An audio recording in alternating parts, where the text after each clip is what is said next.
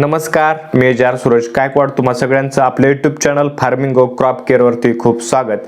द्राक्ष बागायतदार बंधूंनो, आजच्या या व्हिडिओमध्ये आपण पॉइंट व्हरायटीसाठी ज्यामध्ये आपली माणिकचमन असेल, सुपर सोनाका असेल, सोनाका असेल, SSN असेल, RK असेल, ज्या काही आपल्या पॉइंटच्या व्हरायट्या आहेत, लांबट व्हरायट्या आहेत, या व्हरायट्यांना आपण मण्यांची लांबी चांगल्या प्रकारे वाढवण्यासाठी कोणत्या उपाययोजना केल्या पाहिजेत आणि त्या केव्हा केल्या पाहिजेत हे आजच्या व्हिडिओमध्ये सविस्तर पाहणार आहोत. त्यासाठी व्हिडिओ कुठेही स्किप न करता शेवटपर्यंत पहा आणि आपल्या चॅनलला अजूनही सबस्क्राईब आपण केलं नसेल तर लगेच सबस्क्राईब करा आणि दिलेल्या बेल आयकॉनवरती क्लिक करा.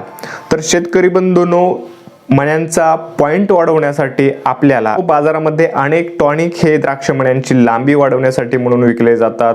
त्यांच्या किमती ह्या 5-10 हजार रुपये एवढ्यापर्यंतच्या देखील किमतीची टॉनिक मार्केटमध्ये विकली जातात. परंतु खरंच त्या टॉनिकने पॉइंट लांब होतो का, हा खरा प्रश्न आहे. कारण की फक्त ते टॉनिक जरी मारलं तर आपल्याला चांगले रिझल्ट त्या टॉनिकनेच येतात हे खरं नाही.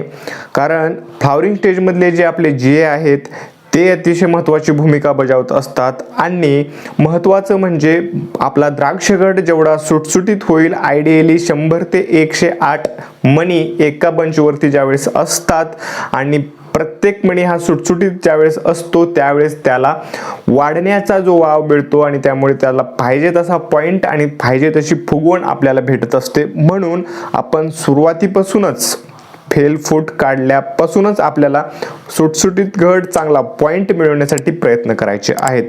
द्राक्षच्या झाडावरती जर 100 घडं असतील तर त्या ठिकाणी तुम्ही ती 100च्या 100 घडं ठेवणं म्हणजे अतिशय वेडेपणाचं आहे. कारण की त्या ठिकाणी तेवढी घडं ठेवली तर तेवढ्या घडांना पोचणं त्या द्राक्षवेलीला शक्य होणार नाही, तेवढ्या अन्नद्रव्यांचा पुरवठा तिथपर्यंत होणार नाही.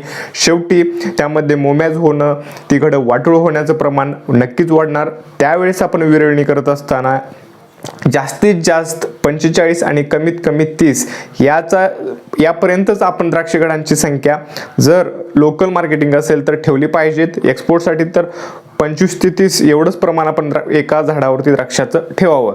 पण लोकल मार्केटिंगसाठी ज्यावेळेस आपण द्राक्षगडांची संख्या राखतो त्यावेळेस मात्र आपण त्या ठिकाणी 40 घडं आयडियली एका झाडावरती चांगली पोचू शकतात. उत्तम घडं त्या झाडाला येऊ शकतात. एका काडीवरती, एका केनवरती एक घड उत्तम प्रकारे पोचू शकतो. त्या जर एका केनवर आपण 3 घड, 2 घड, 4 घड एवढे घड ठेवले तर त्या ठिकाणी कोणताही एकही घड त्या ठिकाणी चांगला राहणार नाही. त्या ठिकाणी मण्यांची दाटी होईल, घडाची योग्य साईज राहणार नाही आणि आपल्याला क्वालिटी त्या ठिकाणी मिळणार नाही.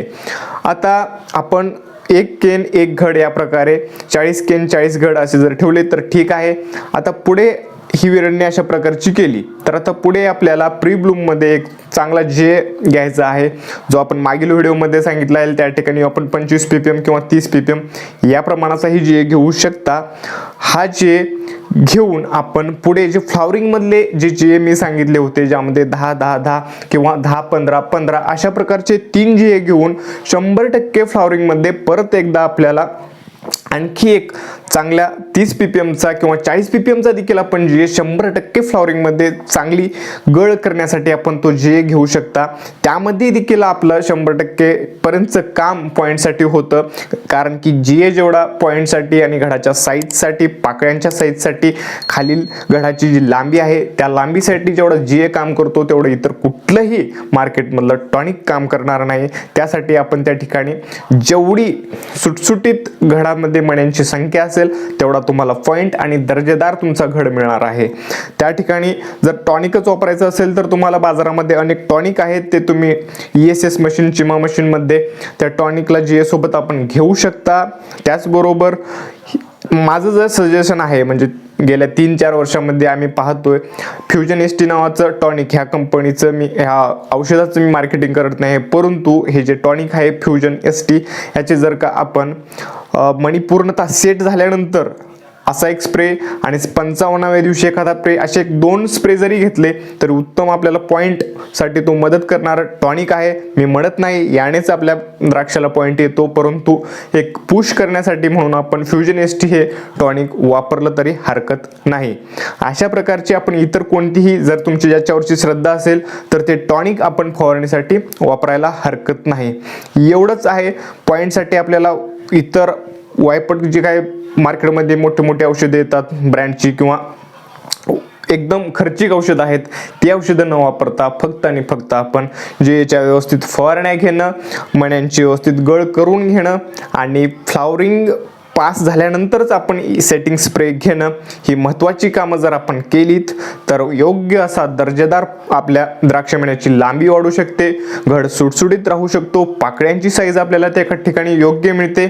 आता याच्यासाठी आपल्याला जे आहे आयएचा योग्य वापर करणं, प्रीब्लूममध्ये पाकळ्या सुटण्यासाठी या गोष्टी आहेतच. आणखीन जे काही मी काही गोष्टी मागील व्हिडिओमध्ये क्लिअर केलेल्या आहेत, त्या व्हिडिओमध्ये तुम्ही जाऊन पहा, जेणेकरून तुम्हाला लक्षात येईल की आपल्याला आणखीन काय करायचं आहे. तर मित्रांनो, या व्यतिरिक्त आपल्याला पॉईंट आणण्यासाठी कुठलंही इतर काम करायचं नाही आहे. फक्त आणि फक्त व्यवस्थित जे फवारण्या त्याचबरोबर एखादं चांगलं टॉनिक आपण सेटिंग स्प्रेमध्ये वापरायचं आहे. 3 वेळेस किंवा 2 वेळेस वापरलं तरी हरकत नाही. एवढंच. तर आजचा हा व्हिडिओ एवढ्यापर्यंतच आहे आणि आजच्या व्हिडिओमधील माहिती कशी वाटली नक्की कमेंटमध्ये कळवा आणि येणारे प्रत्येक व्हिडिओ हे पाहत चला. धन्यवाद.